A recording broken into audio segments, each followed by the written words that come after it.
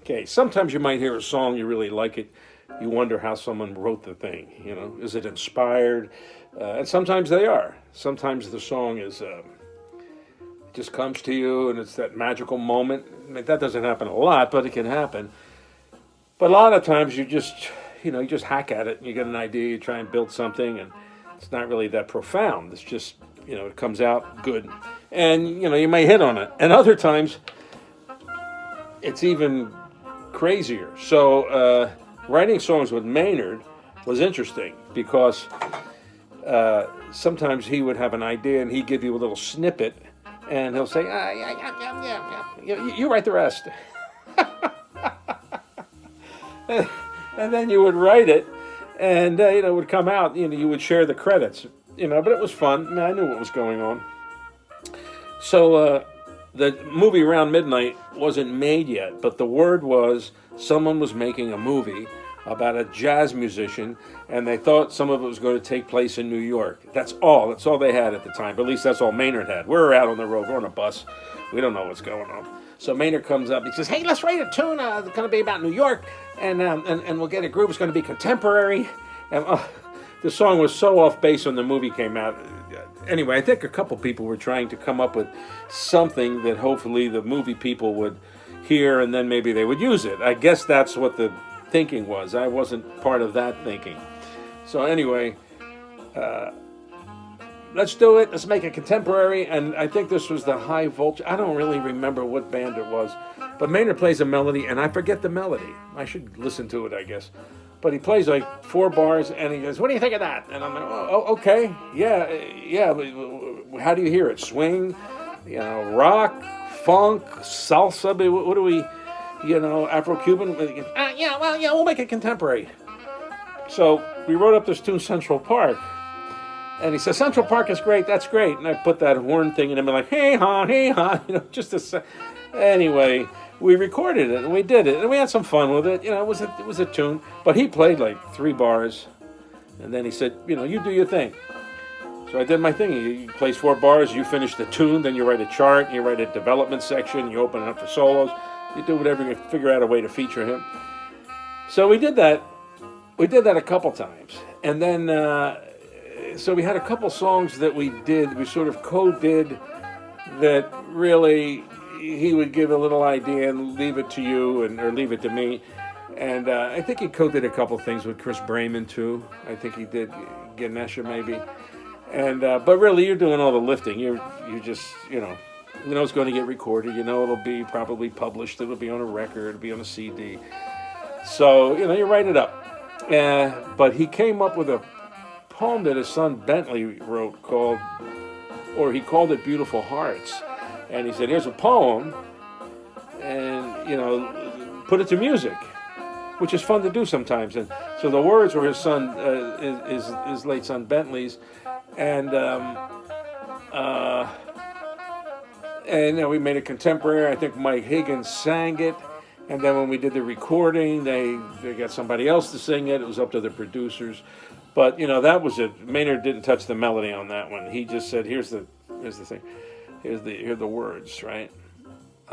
And then we were at his house before a tour started, in his house in Ojai, and we would go in his pool. And he would be out there, and he'd get his trumpet, and he'd put his trumpet in the pool, and he would play. So it's like, because he didn't want to disturb the neighbors. But he had a nice house, and it was like a 1-floor thing where the door, you had like a sliding door to the bedroom that came right out into this like patio that led to the pool. So we're just hanging in the pool. I have manuscript paper up on the side, and he goes, "Hey, here's something. Ba-da-ba, ba-da-ba. I like that. Ba-da-ba, ba-da-ba." So I'm writing it down. Ba-da-ba, ba-da-ba. He goes, "Yeah, go ahead, write it out. It's like a monk thing, isn't it? Like a Thelonious Monk thing. Yeah." So I think 1, 3, 4, ba-da-ba, ba-da-ba. That's it. He wrote like 2 bars, 3 bars. And, about 3 bars. And he goes, "Yeah, you go ahead, go." And I said, oof.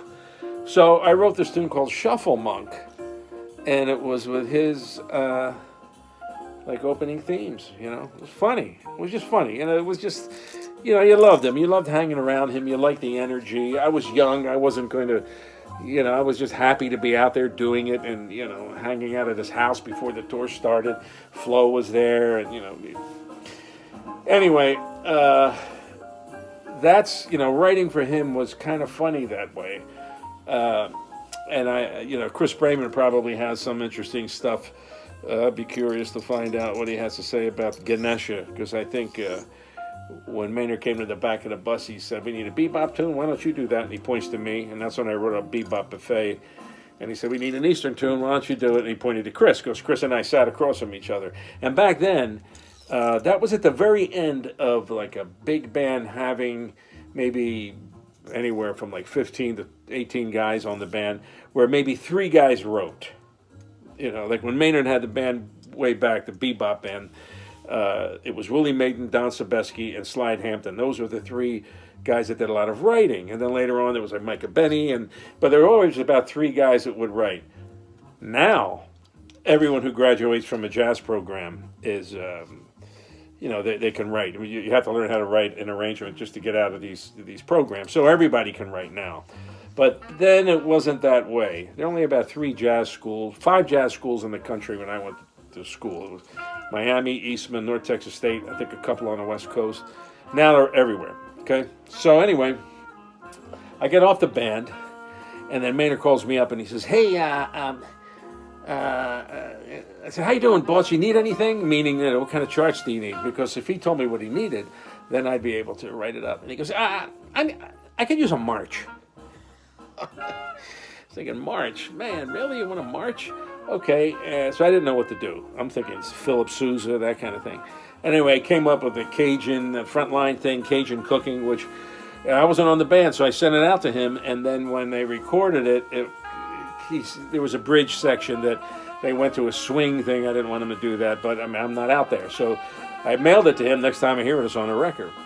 But that's what it was with him. He was kind of really loose. He gave you a little germ, and then when you look in the recording, it'll say, co-written. You guys would share the credit. So it was fun. I mean, there's nothing heavy, but it's just the way I guess a lot of that worked. But what was fun about it is he had a lot of fun when he was doing it. When you write a tune with him, you just looking at him and watching him just bubble over. He'd be like, no, wait. Yeah, it's like, what's that dizzy tune, that Latin thing? I said, Manteca? Yeah. Let's do something like Manteca. So, well, maybe we should make it a little different. He goes, well, yeah, I guess we should. Yeah. God, I miss him. That was good. But that's all. I was just thinking about how cool it was to write with him. It was a different energy. I didn't see it a lot, but when I did it, it was just fun to hang. And I think that was part of it. I just like to hang with him. It was almost like I think he wished he could write, but he didn't know how to do that stuff. Maynard wouldn't talk theory or voicings or chords or any of that stuff. No. He was complete ear. So if you could be his kind of writing partner, or I guess I was starting to feel like if he could write with you or through you or alongside you, or you could figure out how to co-do a tune. It was like another part of him that he kind of wanted to do, but he would figure out these melodies and he'd come up with some nice little seeds and then he'd leave you with it and you'd have to finish it. Is the tune AABA? Does it have a bridge? Is it going to be a vamp? What kind of style is it? What kind of chart is it going to be? Is it for the band? Everything was for the band. So not only do you write the tune, but you're coming up with a tune and an arrangement. But there it is, Shuffle Monk. Hey, go ahead, go. Yeah, it'll be good, go. I remember he said, go. It'll be great. It'll be great. Yeah, go ahead, go.